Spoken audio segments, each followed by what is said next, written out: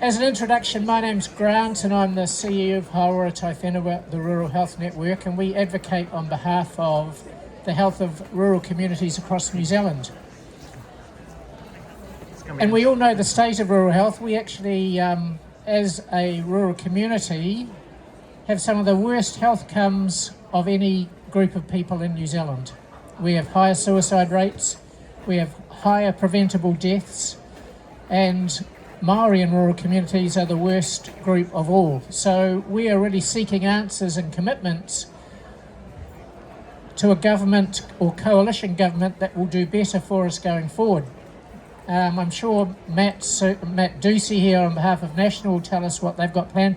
We were really disappointed that rural got no mention in the health budget this year, other than Waikato Medical School, which we were proudly at the launch of today in terms of their clinical community placements. But the first graduate of that is at least 8 years away. So we've got problems right now, not just in GPs, but in nurses, midwives, healthcare workers, and all other professions giving to health in rural communities. Pardon? Matt, can someone tell They won't be qualified at that stage. They'll still be doing their fellowships. So, yeah. 4 starts in 2028. Then add 4, then add 2, then add 2, and we'll have a qualified GP specialist. So my maths was perfect, but I appreciate you checking. Right, so enough from me. Let's... Such a strong point to start on. What we're going to do Are you always this grumpy? Yeah, I was born grumpy, but I'm optimistic. So what I'm going to do is get each of these beautiful people to introduce themselves. Then we're going to give them an opportunity to speak for no more than 3 to 5 minutes on their promise and what they're going to do to go forward. Then we're going to go to a Q&A session and we'll take questions from anyone out there in the audience, right? So, first of all, we've got Matt Doocey representing the National Party. He's currently the Minister of Rural Health and the Minister of Mental Health. We've got Daniel Ebb, who's the Deputy Leader of the Opportunity Party and speaking today on behalf of Health. We've got Ayesha Verrall, the spokesperson for Labour. Steve Abel, the spokesperson for Greens. Mark Patterson should be turning up for New Zealand First, he's just late. We offered to Pāti Māori and ACT the opportunity to be here and they declined to participate. So, who wants to go first? Good. Well, kia ora everybody, and thank you to Hauora Taiwhenua for having us here today. This is a really special event and one of a series of events run by Hauora Taiwhenua that really put the spotlight on rural health, which is just fantastic. I'm from a small town. I'm from Te Anau, 2 hours from the nearest hospital. Did my medical training at Otago. I've lived and practiced at Wellington Hospital as a medical specialist there, and now I've been an MP for 6 years and really proud to be Labour's health spokesperson. And I had the reason to go back to Te Anau 18 months ago when my dad passed away. He had melanoma and he was sick for about 3 months before he died. And looking after him in Te Anau, I saw all the amazing things that a small town does to care for its people.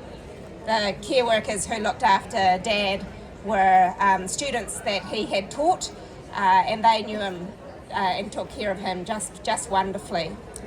I was able to help with his medicines, with his care, with his nursing, and it was a big job. And one day I fell asleep on the couch and I had forgotten to go to the pharmacy and pick up his medicines. But Cindy, my classmate, knocked on the door, woke me up, and she had brought Dad's medicines because she's now the town pharmacist. Those are the things that happen in small towns where we look after people, but gosh, it's a lot to overcome all the other things that rural people have to do to access healthcare. You know, in our case, driving 2 hours to get to the nearest hospital for that. So I'm very aware of the challenges that rural clinicians and patients face in seeking care. Labor wants to make one of the things that's difficult accessing care, actually across the country, easier, and that's the affordability of healthcare. That's our focus. Right now the whole country is in a cost of living crisis. The government promised to make it better, but it's getting worse. We face challenges with fuel costs, with cost of food, and the cost of all our bills. 650,000 people, just think of that, 650,000 people say they can't afford to go to the doctor. They miss out on care because they can't afford to go. Staff reported just 2 days ago that in the South Island, 1 in 3 New Zealanders say they don't go to the doctor, and cost and other barriers is a big part of that. We have to change that. We can't go on as a country saying that so many people can't access basic medical care. And when people don't access medical care, everyone in the community pays the price, because it means more costly hospital treatments, it crowds up our emergency departments, it clogs up our waiting list. This is why fixing this problem is a problem that Labor's committed to. That's why we'll fund 3 free GP visits for all who, when you need them, and that's funded on our Medicard, which is a commitment that you'll see us talk about more and more in the coming months. It'll keep people well and free up our emergency departments. We have a solid plan to deliver on this promise, and I want to tell you 4 things about it, and maybe Grant will give me a wave when I've got a minute left. Step 1 is a program to free up 4.5 million GP visits, to free up capacity so they can focus on patients rather than paperwork. That means supporting them with technology and also grants, so that where they don't have the space to see more patients, and that's a limit on how many they can see, we'll support them to expand their premises.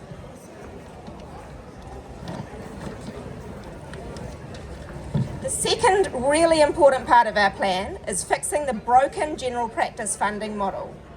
Right now, general practice funding is bad and the government is making it worse. Dozens of rural clinics are at risk of closing because of cuts to their capitation funding that are being discussed now. Labor will fix this once and for all. It has been a 30-year problem, but we will fix it by introducing a fairer and more transparent way of funding called independent pricing. A pricing authority will set a national rate for GP funding that reflects a practice's real costs, and we all know rural practices face higher costs. When the rate goes up, Health New Zealand would be obliged to fund it. So Labor will protect your services in your community. Step 3 is to train more doctors. I was thrilled to meet one of the doctors that I trained when I was working at Wellington Hospital in here today. He's now a lecturer at Auckland University and brought his med students, along with him today. I was so proud as Minister of Health in 2023 to approve the training of 50 more medical students. Those are going to graduate in 2009. The government has funded 50 more, and the Waikato Medical Student School is to come. I'm sure Matt will speak about that. So those extra clinicians to take up a place in our health system is on their way. And step 4 is to get these doctors and other skilled practitioners into your communities. So for areas that need more doctors, Labor's got a family doctor loan scheme. It'll provide them with interest-free, targeted loans to support new GP clinics to open and help local practitioners stay in your community. So we're going to back locals to keep doing the work they love in rural community. Fixing the health system will be at the heart of the next Labor government. We'll build a health system that keeps people well, not just treats them when they're sick, and no matter where you live. Free doctors' visits, shorter wait times, care closer to your home for everyone.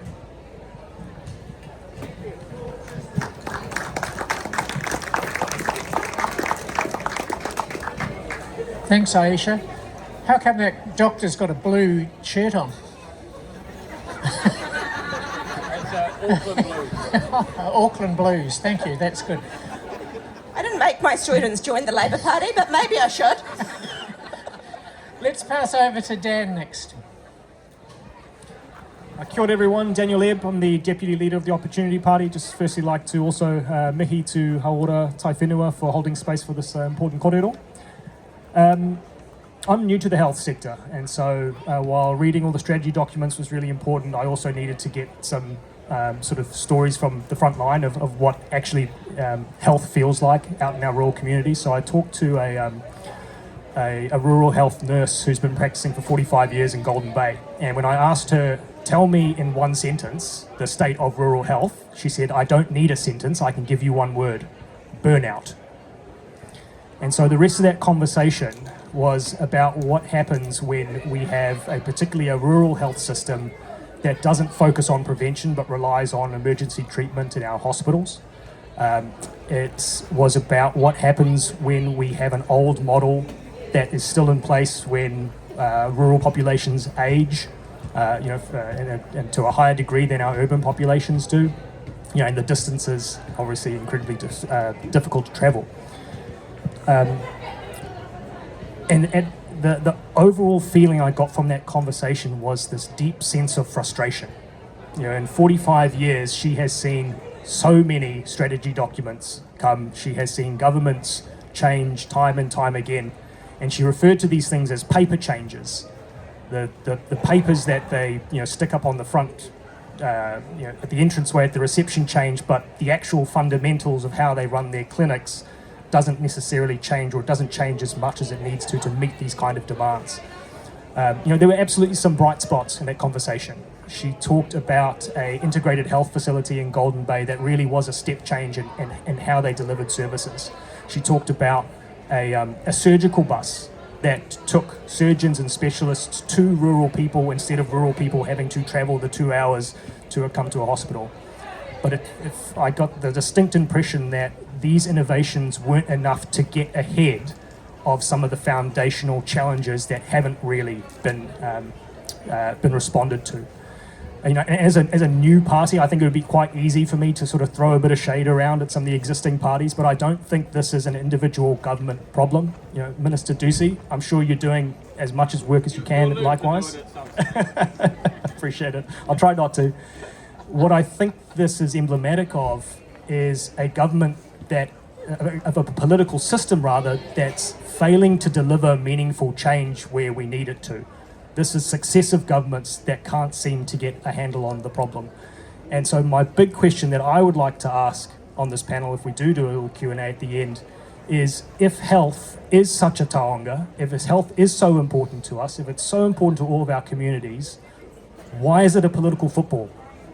Why do these things keep changing? I was going to read through the 4 points on our health policy plan. You already talked about 4 of them, or 3 of them at least. I was copying your notes. Training more doctors is on there. It's a lot of the same stuff, and I'm going to assume that a lot of the same things are on Minister Doocey's list as well. The main thing that headlines the Opportunity Health Policy is a deep commitment to a 10-year cross-party plan for health. That is the umbrella under which all of this shared tactical and initiatives that we all want to do, training more primary care providers, integrating AI to reduce the burden, to remove some of that administration burden, using telehealth to keep health closer to home rather than putting people out into hospitals.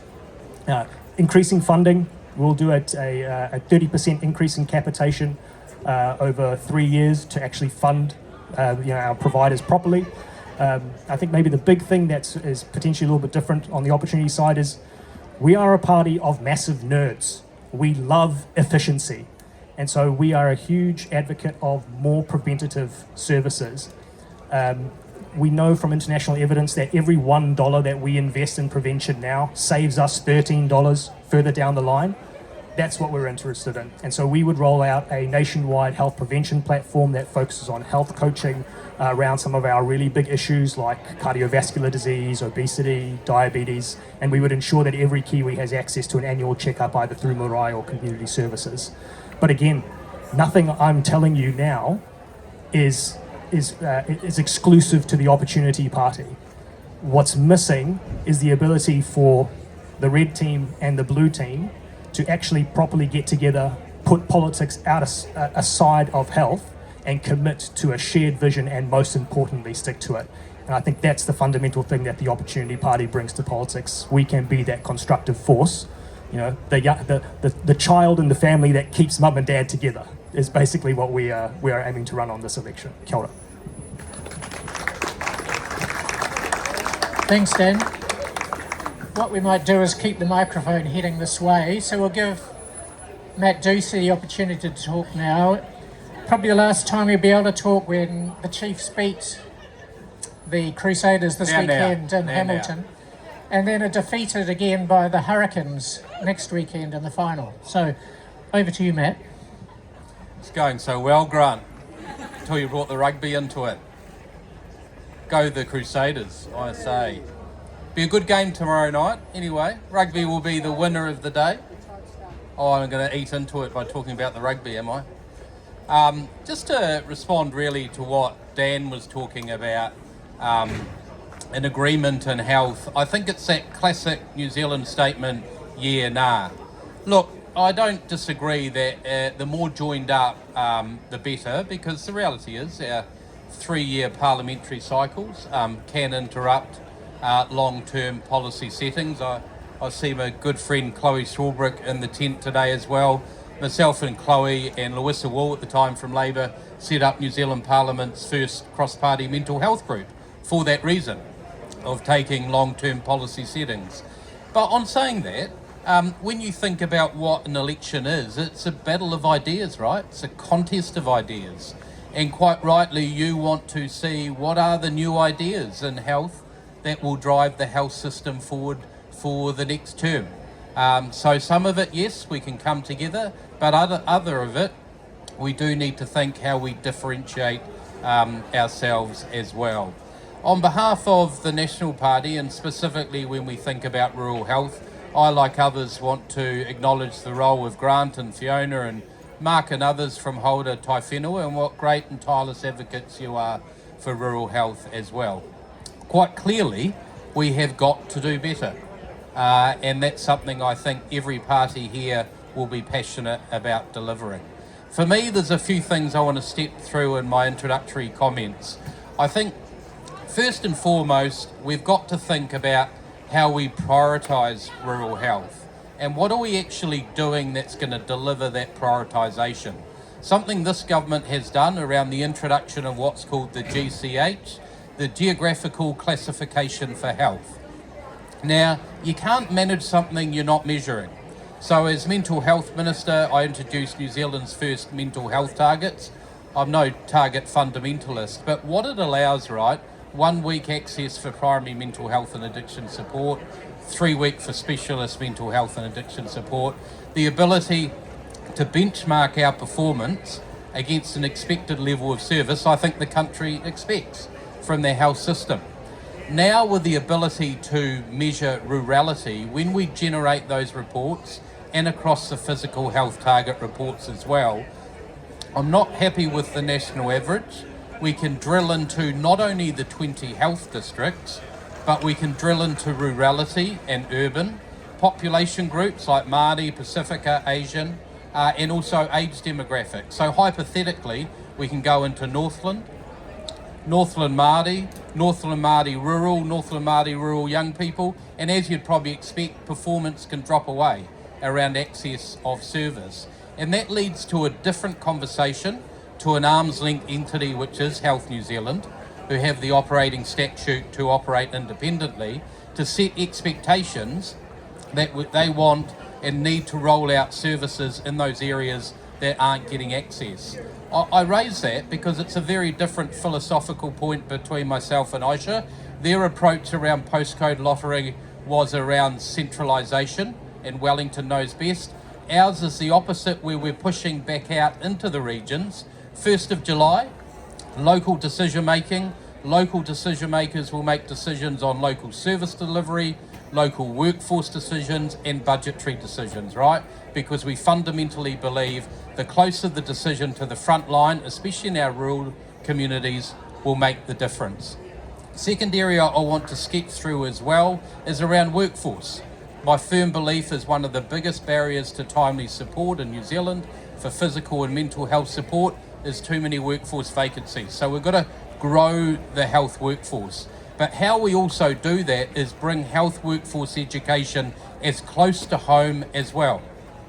I point you to a couple of initiatives. We've heard briefly about the Waikato Medical School, so we made the announcement today, the rolling out of the first ever whole of country clinical placement, Matt, to ensure that our docs are going into the rural communities, because the data shows if they go in, they get a good experience, hopefully fall in love, they'll stay there, right? So that's why the third medical school unashamedly focused on rurality and primary care.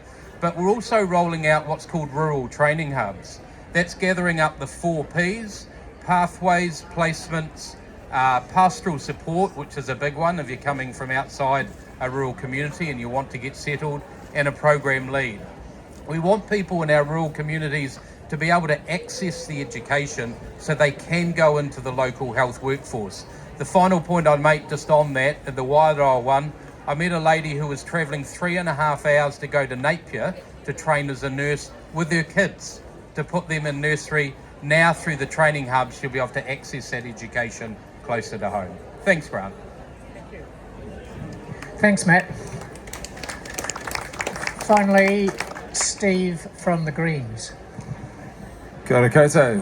Thank you very much. It's good to be here. Look, I'm a tree guy. When I thought this was about heath, I thought this was about the heath over there. Not health. I don't know anything about health. Actually, that's not entirely fair. I am filling in for my dear colleague Huhana Linden, who's our health spokesperson. But we all encounter and engage with the health system. We are a party that believes in the holistic nature of our society, that we are a species that is part of nature, and all of the things are connected. So we care very much about health as much as we do about the environment. I had an interesting experience as a child. When I was 3 years old, I found myself in hospital for 6 weeks with a thing called rheumatic fever, and I got a mitral valve murmur to thank for it. And we're acutely aware of the social determinants of health impacts. So when we look at the need for affordable dry housing for all New Zealanders, when we look at the need for good access to nutritious food for all New Zealanders, these are things that are not ambulances at the bottom of the cliff. These are the things that help us have a healthier society. And primary healthcare is a high priority for us. So I met my doctor a few months ago, and he was ashen-faced at how exhausted everyone in his team were with just doing the GP work in the local community. We are very much committed to properly funding and supporting general practice and primary healthcare. We already made a commitment to free doctor's visits. We also made a commitment last term to free dental care. Dental care is a major impact on overall health, and it's also a determinant that indicates socioeconomic disadvantage in terms of how your dental health is. We're committed to putting our money where our mouth is. We believe that New Zealanders genuinely expect us to have an affordable, accessible public health system, and it is not one size fits all. And the rural community is an example of that. We need a health system that actually caters to that rural community. We've committed to mobile diagnostic units so that there's rural access to that. We've committed to better funding for workforce, for expertise to be in rural communities and deal with the issues that are faced there at the health level. If we're serious as a nation about protecting the integrity of our public health system and making sure that it generally works for everybody, we have to be willing to pay for it and fund it. And what we've seen over subsequent years is governments unwilling to put in the sufficient money that our health system needs to be world leading and world class. People having to wait for hours to get medical care at a hospital, understaffing of our medical system where health workers are absolutely strung out is not the way that we get the best outcomes in terms of health delivery or in terms of well-being for our population. So rest assured, a Green government will make sure there is proper funding of our health system, and there is proper catering to the needs of rural people who are not being well served by the way our health system currently functions. Thank you.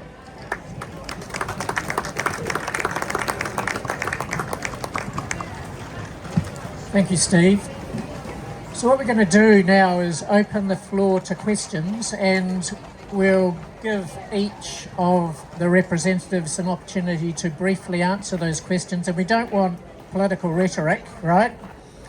And marketing. What we want is some clear, straightforward answers. And I'll try to keep them on track. So while you dream up your questions, I'll just ask the first one, and I've got a whole bunch waiting, so if there are no questions, no problem. It's interesting.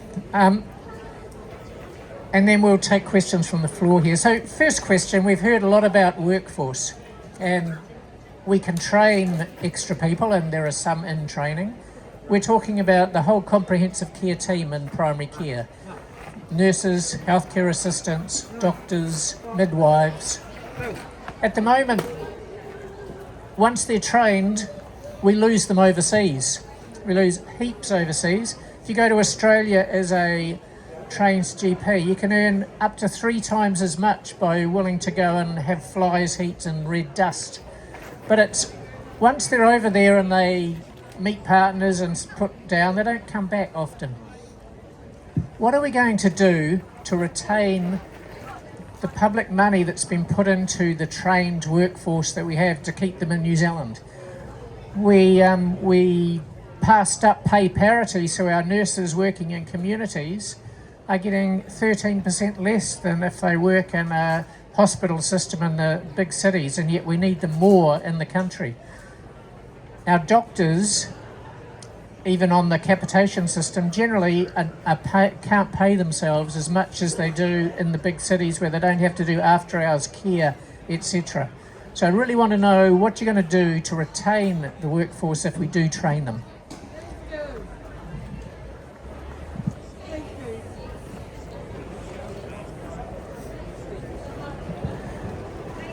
I think the number one thing, and it doesn't just apply to health, it applies across the board, is that we need to make sure the conditions for people working in the health system are good, that the hours are reasonable, that you're supported by a fellow workforce, you're not understaffed, so that's a major issue in health, and that people are appropriately remunerated. And if we're trying to attract people into rural areas, we need to make sure that there's a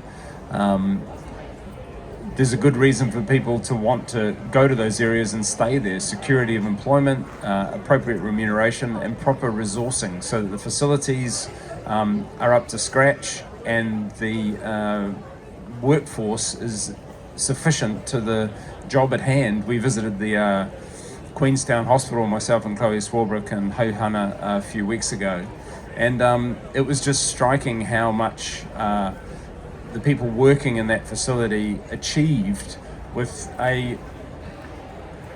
frankly an infrastructure that needed to have been invested in 20 years ago. We need to make sure we properly invest in that infrastructure and make this place a place that people want to stay and want to come back to. I worked in Australia my second year as a doctor, and I worked in Singapore as well. Both very impressive health systems. I came back to New Zealand because it's wonderful.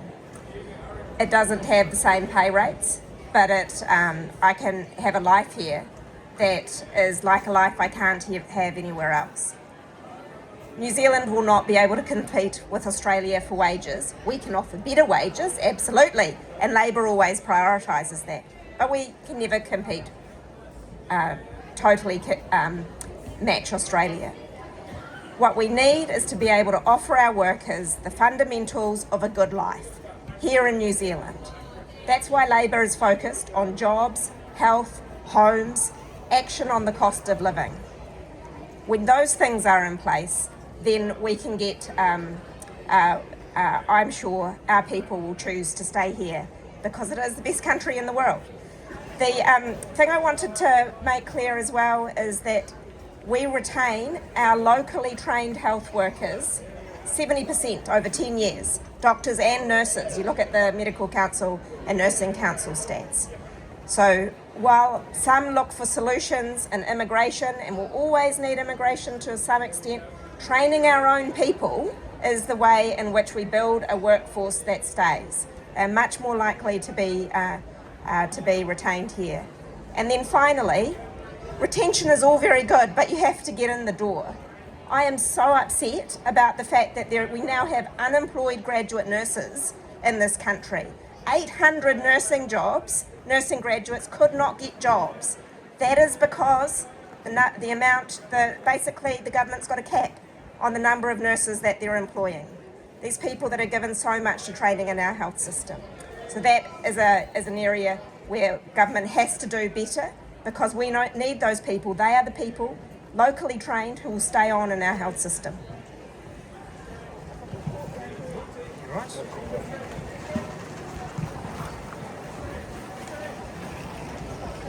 Did that happen? Jeez Louise. Yeah, it's an interesting comment that Ayesha made around nursing graduates, and I think the challenge is real. We need to step up and respond to that. But I just point to my experience doing the Rural Health Roadshow, going around 13 rural and remote locations. You know, we were in areas like Kaitaia and Northland where they did have jobs available for nursing graduates, but they weren't applying for them. So the reality is there is pressure in some areas more than others. And the reality is some will need to travel to gain employment. And that, I think, is something that most of us have experienced over the course of our lives as we develop our careers as well.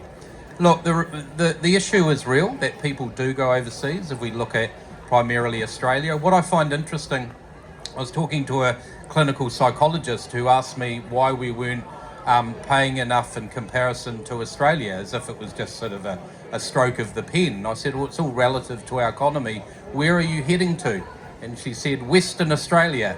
And I just point to you what Western Australia does in their economy that we don't do here around mining and other industries that bring real income to their local economies so they can command those wages for our public sector.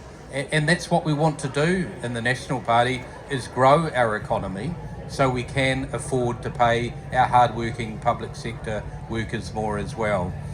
History shows, and I was one of them, Ayesha said she was one of them, a lot of our health workforce does go overseas. The data shows that most of them come back. But yes, there is a group who potentially don't feel like they have any other choice but to go overseas because of some of the pressures they face economically in New Zealand. So it is right to focus on ensuring we have better entitlements and terms and conditions. But I think, as Steve alluded to as well, a big part of it is burnout and workforce vacancies. People do leave when they're covering too many workforce vacancies as well. So it is a joined up approach, how we open up the training pipelines to ensure we've got an increasing number of new graduates coming through, how we ensure we've got better terms and conditions for ensuring we've got retention, and also opening up for people later on in their career around pathways around clinical leadership and supervision. So there's a question with the 120 placements coming out of Waikato Medical School, making sure they have the right supervision as well, and that'll be required from that workforce who are ready to step up. It does show if we can get them in those clinical leadership roles, they stay longer in roles as well. The final point I'd make is, again, you can't manage what you don't measure. The Auditor General was critical of the last government for no standalone mental health workforce plan. We published ours in our first year of government. That's why we've got 11% more frontline mental health and addiction workers now since coming into office at the front line. Child and adolescent mental health, 19%. So if you do have a plan, you can deliver it. Let's have a show of hands. Who knows someone that has immigrated either to Australia or somewhere else in the last 2 years, particularly young people? Okay, that's half, 2/3. The loss of our health workers is the same thing that's happening in our engineering sector, in our business sector, in education sectors. we are hemorrhaging our young people because they do not see a future here in New Zealand. And we have to ask some really fundamentally hard questions why that is. At the Opportunity Party, we think one of the primary issues for that is that we have built an entire economy around housing. Like, that's where all our money flows, that's where all our capital gets locked up in, and as a result of that, of bad incentives and bad policies that were made 20 odd years ago, we're now living in a period of time where housing costs 7, 8, 9 times average incomes. And every dollar that should be going into business innovation or someone who wants to go and study or train instead gets kind of locked up into paying rent, paying mortgages. And so that rural health nurse in Golden Bay who I talked to, the second thing she said after burnout was, when new people come, their rentals suck and generally they get kicked out of housing really quickly, and that can be the thing that tips them over to leave. So to some degree, I think both Steve and Matt are kind of right. We have to have baseline standards that ensure that people can work well, that they are protected at work, and that they have the resources that they need. But you're right, we have to pay for that through economic growth. We don't think that opening up all and sundry to mining is the way to go. We do pragmatic approach to mining in the right place at the right time, with large degrees of local involvement. The decision to dig must be made by those communities. We think that the way to actually get sustainable long-term economic growth is to change the settings in the housing market so that money actually flows to where it's supposed to go to: innovators, entrepreneurs, communities. And that's where we'll get the economic growth that can then pay for the standards that actually keep people here. We have a tax system that does just that, by the way. Thank you all. Okay, questions.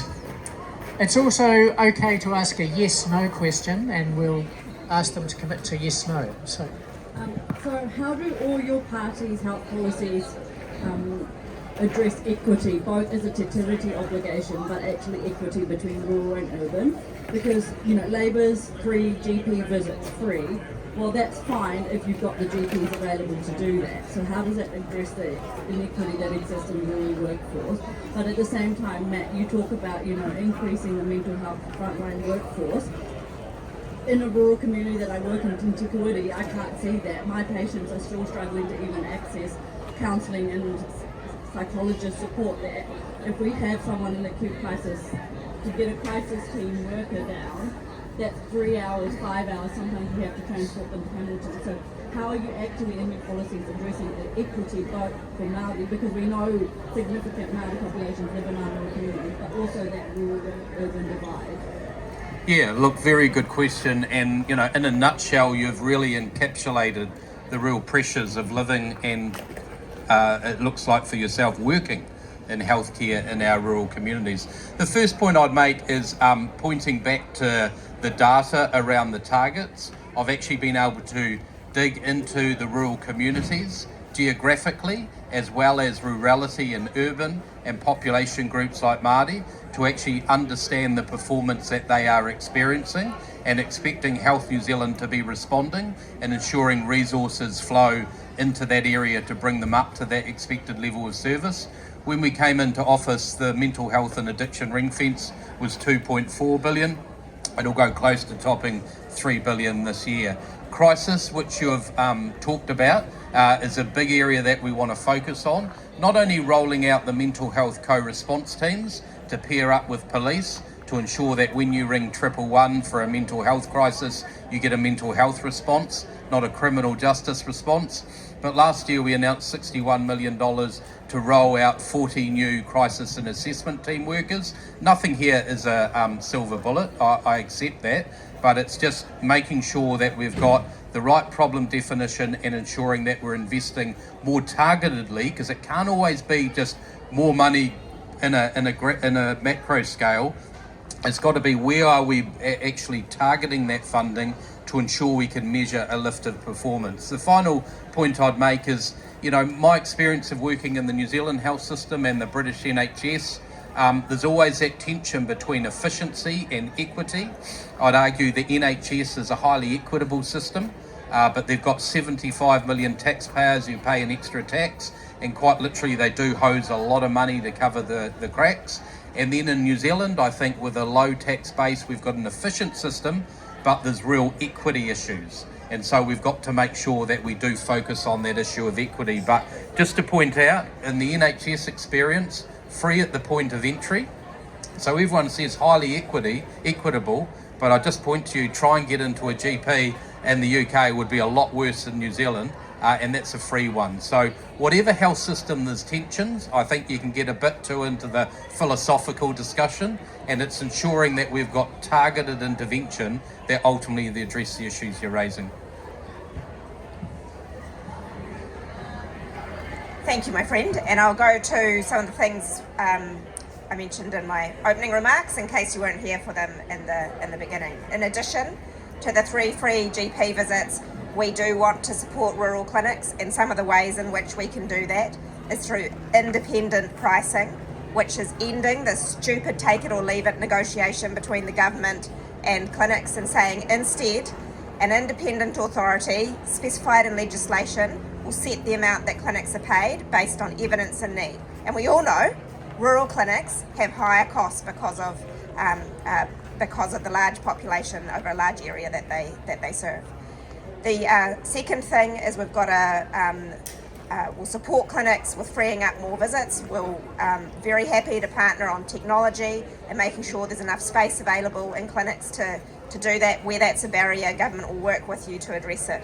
Third thing is, in addition to training more doctors, we want them to take up spaces in rural practice, and to do that we'll have a family doctor loan guarantee scheme so that in places where there aren't enough doctors they can buy into a new practice there at a initially no and then low interest loan. But I want to make a bigger point. When we move, our proposal for 3 free GP visits will be one of the biggest injections of a pro-equity policy in New Zealand health I can think of.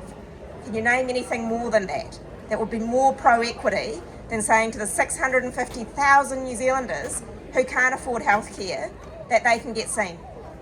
I can't, and it'll be great for Māori, great for people with disabilities, and great for rural people as well.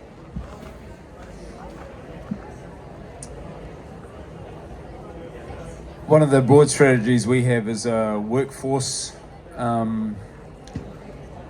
agency that will not just apply to health but across the entire economy, where we recognise the gaps in our workforce, your point about how long it takes to train somebody, and we encourage people from the high school through to their study into areas where we know we're going to have gaps in workforce. And this is the sort of thing, workforce planning is something that's not unusual. It's done in many parts of the world, and we used to do it here. We don't do it here now. We need to be more intentional about that. And we need to make sure that, the cost of getting your education to becoming a healthcare worker or professional is supported and paid for by the government because it is in the public good.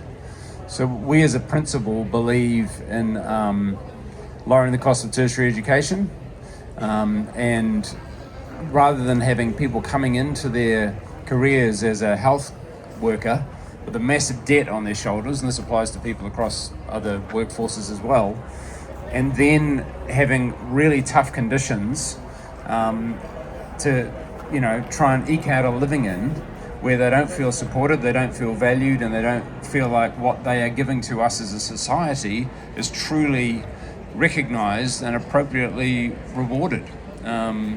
Those are just some of the things, but a lot of the things that Ayesha referred to are similar to what the Greens would do as well, to really make sure we have a functional, accessible and sustainable health system for all.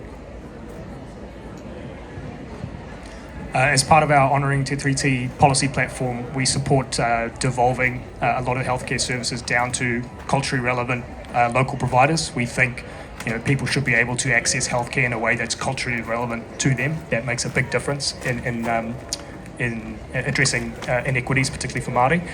In terms of addressing inequities specifically for rural populations, we want to transition to a needs-based capitation model as much as possible, and to reiterate my earlier point, and I kind of disagree with Matt here, macro funding does matter. You can't keep chopping up and restructuring, trying to eke out efficiencies. At some point, you've got to put money on the table.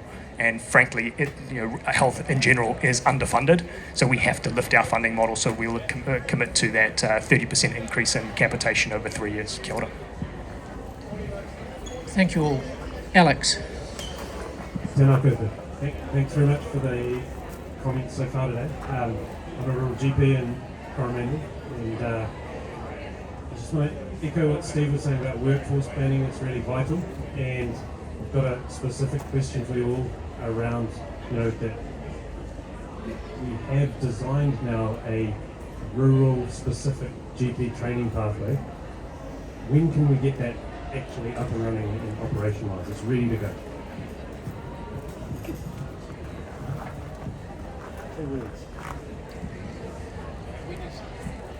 So when Alex is talking about a rural GP fellowship, that's specific training to train people in the extra skills required to be a general practitioner in a rural isolated area, and to make that a happening thing, it would cost $70,000 per general practitioner to put them through the program.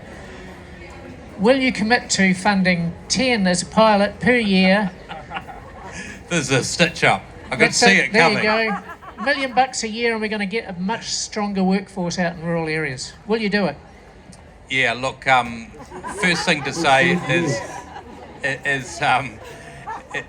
is well done for the work in the space. And look, we're aware of it, and it is under consideration, but clearly not going to announce anything today. But the principal point is not only do we need to grow the number of GPs in New Zealand, but also we need to ensure that we've got a better pathway for rural GPs and ensuring we roll out more of the generalism model. So they are three principal points that we would agree to, but we're just probably not at the point of making that announcement from the proposal from the GP College today, other than, you do point forward in the direction of where things need to go. And of course, we saw that today with the Waikato University announcement. Yeah, I'd largely echo those core principles. Personally, I'm new to the health sector. I'm not familiar enough with that program to provide any additional comment beyond that. That sounds like a great initiative. The college has briefed me on it as well. It is the sort of thing I'd like to support. I have one slight reservation that I want to mention. As I was minister after Andrew Little, he worked really hard on getting GP training places. I would give credit to the current government in terms of the focus on general practice, postgraduate training. They've had initiatives there as well. I feel all of us, both the sector and the politicians, we focus on the little bits, the next step. Workforce is a generational issue. I do think a longer term and getting everyone in the room on something like that would be my first step on the general practice workforce, and that sounds like a great idea to showcase. Yeah, that sort of idea is right in the realm of what we've committed to do, which is have specialist training for people in rural sectors. We believe in targeted strategies that actually meet the needs of people where they're at, and that sounds like an excellent idea along those lines. So I think, how soon can we make it happen? About 6 months. just got to change the government. Thank you. That was a perhaps, and a yes.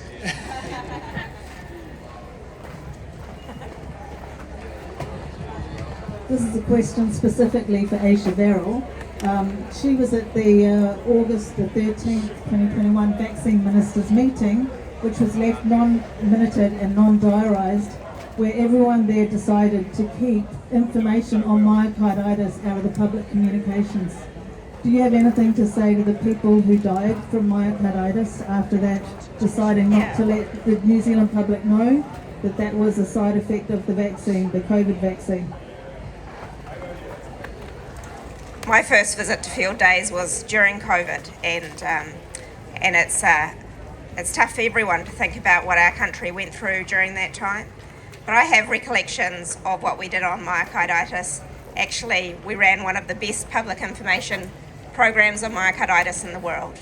And MedSafe had a monitoring program that was much better than many other countries, and the risks of myocarditis were made public and communicated clearly. It is a lot of people could have died in New Zealand but didn't because of the actions we took during COVID. And I know a lot of people in the audience today are health workers who participated in the COVID-19 response. I really thank you for your service on that. Thank you. Over to you, sir. Just wanted to ask the panel today. Much of the rural workforce skews male, and yet we don't really see much focus on men's health. And we hear a lot about women's health every other day. There's another announcement on breast or cervical cancer. We don't really hear much about prostate cancer, which is one of the most diagnosed cancers in New Zealand now, and in fact worldwide. And also there's been the release of a landmark report that where the Prostate Cancer Foundation contributed to, that was produced by Movember, into the real state of men's health in New Zealand. And I wondered whether that report and men's health in general, you know that we have a women's health strategy, we do not have a men's health strategy, whether this is going to impact on your policies as you go into the election, and whether there's going to be any kind of focus on men's health specifically within your policy settings as you go into the election.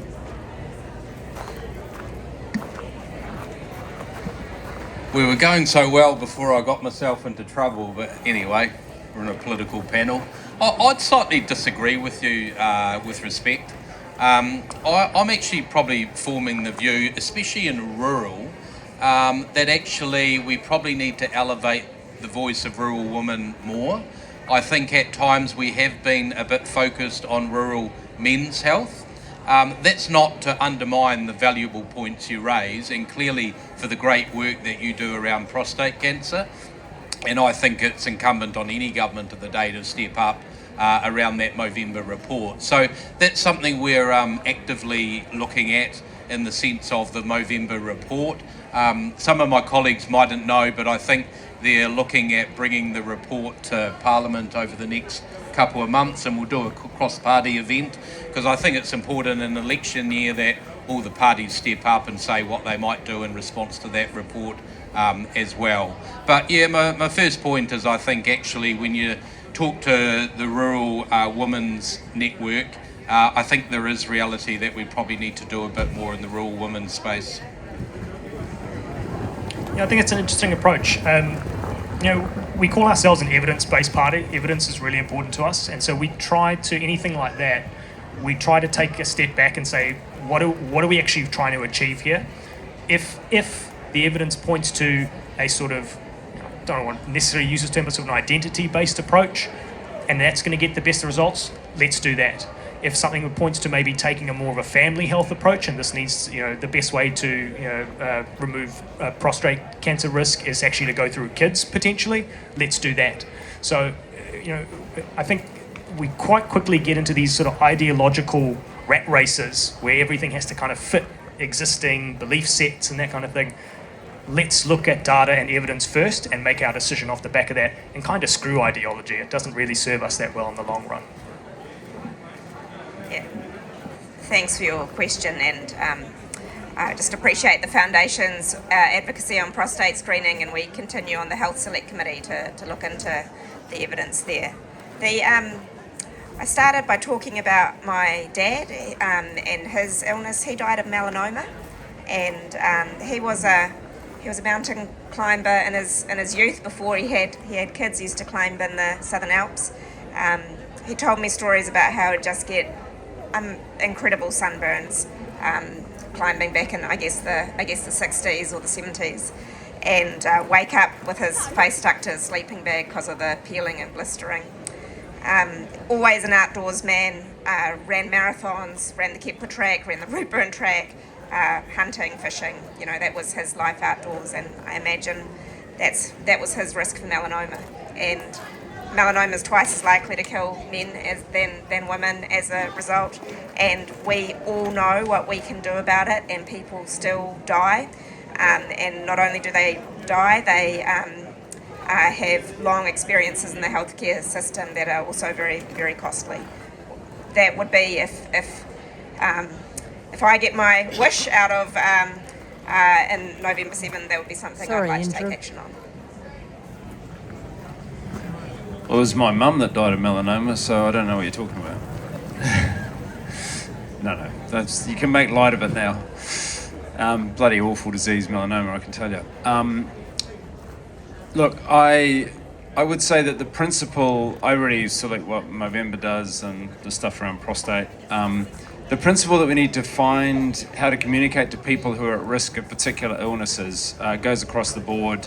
Whatever your demographic, whatever your sex, whatever your postcode is, whatever your ethnicity, we need to be intentional and targeted about how we reach those people in those demographics who are most at risk of certain diseases and illnesses. That just makes sense. I don't think it's an either or. So the principle is good. Let's find out how we address, how we get to those communities and those groups of people and get those diseases dealt with. Thank you. I made a commitment to finishing on time, and I know Minister Doocey's got another commitment. Got 3 questions, so you're just going to raise your hand if you support these before we close off. I had these written questions beforehand. Rural hospitals across New Zealand, there are about 28 of the major ones and some other ones that are aged care centres. They're funded at a significantly different level than at community rural hospitals than the Health New Zealand rural hospitals. Will you commit to looking at equitable funding for rural hospitals, yes or no? Whoa. For rural people to access health, often they have to travel to cities for specialist appointments and even to their doctor's appointments. The National Travel Assistance Scheme is woefully underfunded in terms of mileage rates and even access. Will you look at revising the NTAS so there's equitable access for rural folk to get to their appointments? We've increased it twice in 2 years. I know you've increased it twice. It's still less than half the actual IRD rate for mileage rates. Well, I'm actually asking you to fund it at a rate that will enable people to access the health that they're required to. Look into it and then act on the recommendations. Okay. Ayesha's scratching a hedge. Yeah, that's definitely a scratch. And the Greens will do it. The final question, we're being told by the government the answer to all our woes is technology and AI. All right, that comes down to the latest thing. Rural primary care are the least supported in terms of technology and introducing technology and those things. Who will help rural practices and rural primary care get technology? Could you take a photo? Hey, big round of applause to the panel for fronting up. Thank you all.